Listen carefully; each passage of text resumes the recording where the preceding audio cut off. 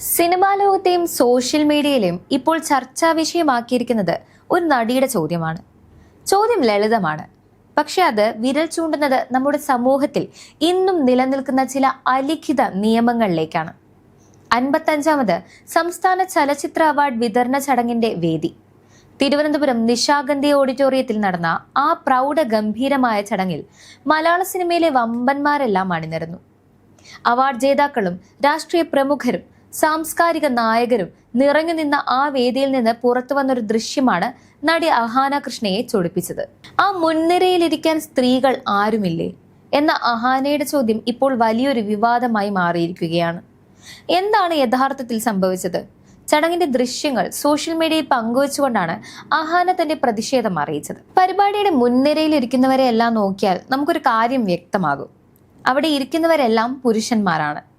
മന്ത്രിമാരും ഉദ്യോഗസ്ഥരും സിനിമാ രംഗത്തെ പ്രമുഖരുമെല്ലാം ആ മുൻനിരയിലുണ്ട്.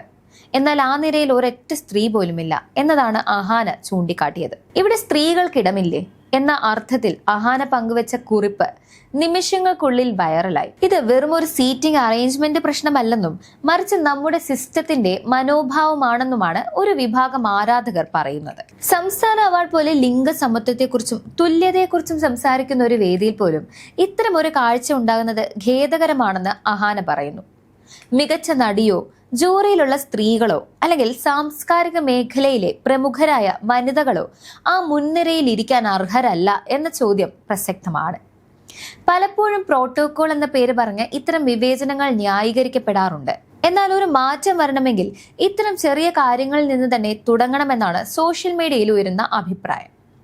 നടി റിമ കല്ലിങ്ങലിനെ പോലെയുള്ളവർ മുൻപ് പലപ്പോഴും ഉയർത്തിയ അതേ ജെൻഡർ പൊളിറ്റിക്സ് തന്നെയാണ് ഇപ്പോൾ അഹാനയുടെ വാക്കുകളിലൂടെയും പുറത്തു വരുന്നത്. വാർത്ത പുറത്തു വന്നതോടെ രണ്ടു തരം അഭിപ്രായങ്ങളാണ് ഉയരുന്നത്. അഹാനയുടെ നിരീക്ഷണം കൃത്യമാണെന്നും മനഃപൂർവ്വമല്ലെങ്കിൽ പോലും ഇത്തരം കാര്യങ്ങളിൽ സംഘാടകർ ശ്രദ്ധ പുലർത്തണമെന്നും ഒരു കൂട്ടർ വാദിക്കുന്നു. എന്നാൽ പ്രോട്ടോകോൾ അനുസരിച്ച് മന്ത്രിമാരും ഔദ്യോഗിക പദവിയിലുള്ളവരുമാണ് മുൻനിരയിൽ ഇരിക്കുന്നതെന്നും അതിൽ സ്ത്രീ പുരുഷ വിവേചനമില്ലെന്നും മറുഭാഗം പറയുന്നു. എങ്കിലും സിനിമ പോലെ ഇത്രയധികം സ്ത്രീകൾ ജോലി ചെയ്യുന്ന ഒരു മേഖലയിലെ ഏറ്റവും വലിയ ആഘോഷത്തിൽ അവരെ മുൻനിരയിലേക്ക് എത്തിക്കാൻ നമ്മുടെ സംവിധാനങ്ങൾ മടിക്കുന്നത് എന്തുകൊണ്ടാണ്? അവാർഡ് ജേതാക്കളെ അഭിനന്ദിക്കുമ്പോഴും അഹാന ഉയർത്തിയ ഈ ചോദ്യം കേരളത്തിലെ സാംസ്കാരിക വേദികളിൽ ഒരു പുനർചിന്തയ്ക്ക് വഴി തുറക്കുമെന്ന് നമുക്ക് പ്രത്യാശിക്കാം. വിവേചനമില്ലാത്ത എല്ലാവരെയും ഉൾക്കൊള്ളുന്ന വേദികളായി മാറട്ടെ നമ്മുടെ പുരസ്കാര ചടങ്ങുകൾ.